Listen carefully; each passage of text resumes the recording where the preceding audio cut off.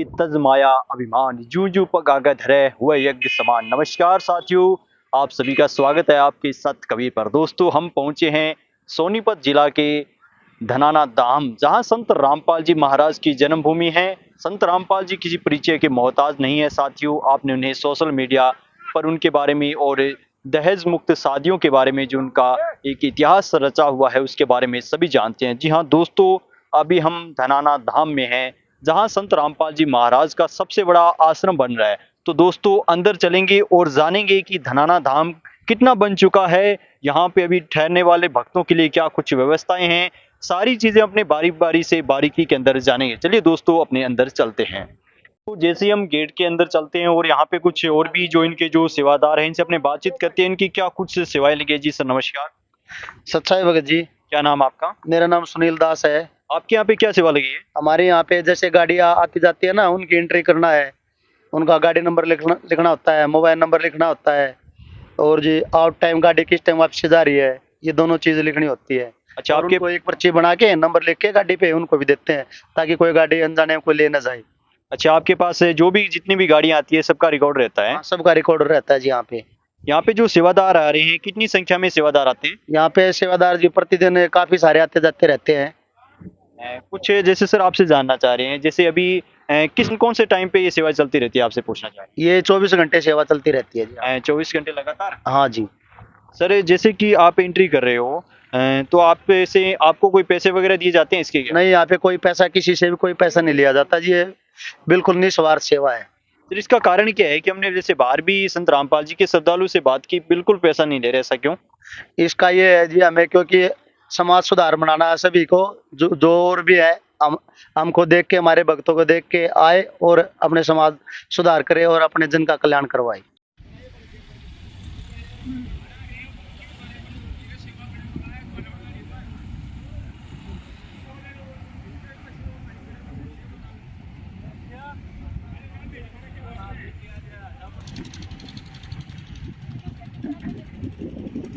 Sir नमस्कार जी। क्या नाम है आपका? मेरा नाम अरविंद दास है सर। कहाँ से है सर आप? मैं भरतपुर राजस्थान से हूँ। सर आप भरतपुर राजस्थान, इतनी दूर सोनीपत हरियाणा के अंदर आए हैं, इसलिए क्यों आए हैं यहाँ पे सर?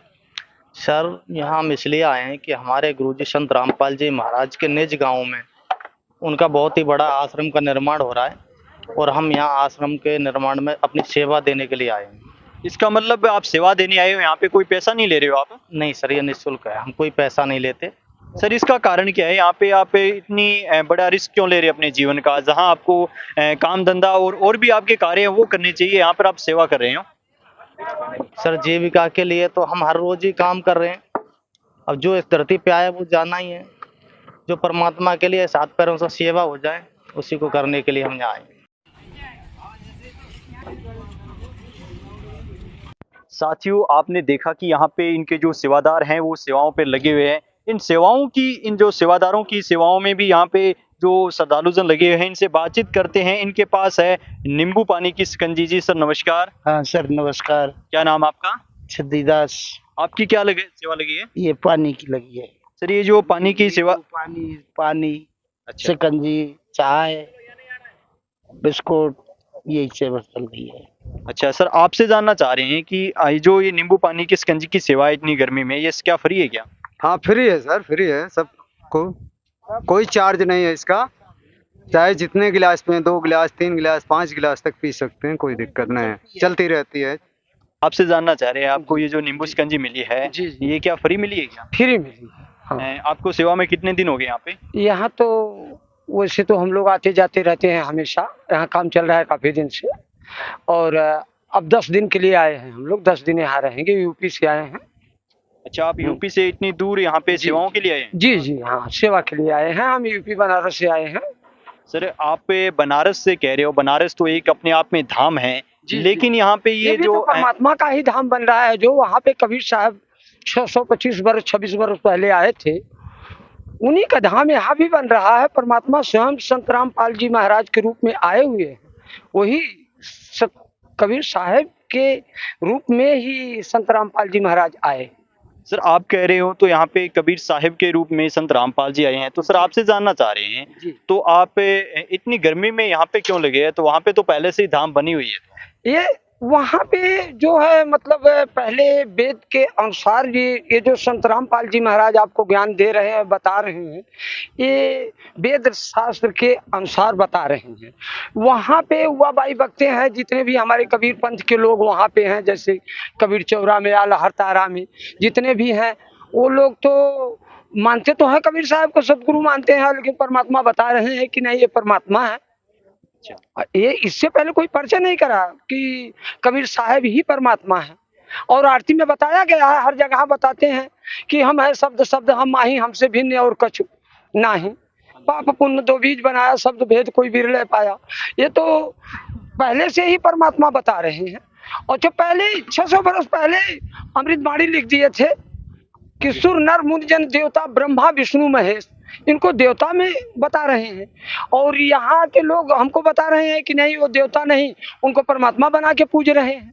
हाँ, और वो देवता बता रहे हैं। कबीर साहब बहुत पहले ही बता दिए थे, 626 वर्ष पहले अपनी अमृतवाणी में लिख दिए थे कि सुर नर मुनि जन देवता ब्रह्मा विष्णु महेश, ऊंची महल कबीर की पार न पावे से। उन्होंने बहुत पहले लिख दिया था।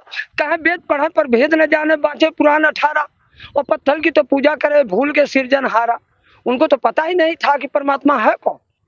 वो तो बस ऐसा ही तैसे ही अपना जैसे आ रहा है वैसे अपना कह रहे हैं, कवा रहे हैं। इसका मतलब सर ये हुआ कि जो बनारस के अंदर जो पूजा साधना कबीर साहिब की चल रही है वो गलत है? नहीं, देखिए वो काल ही तक सीमित है। वहाँ आपको स्वर्ग तो मिल सकता है उनके भक्ति के हिसाब से, लेकिन आपको मोक्ष नहीं मिल सकता।